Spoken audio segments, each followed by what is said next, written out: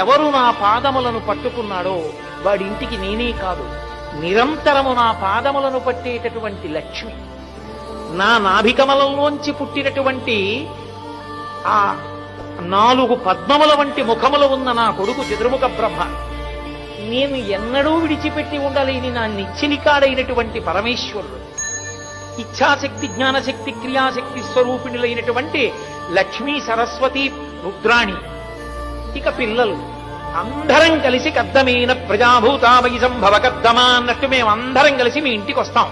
నా పాదముల వంక చూస్తే చాలు, నా పాదములు పట్టుకుంటే చాలు, మీ ఇంట్లోనే ఉంటారు. మీరు ఆర్తితో వెంకటరమణుడి పాదముల వంక చూడటమే మీ గుండెల్లోకి మీ ఇంట్లోకి రమ్మని ఆహ్వానం పలకండి.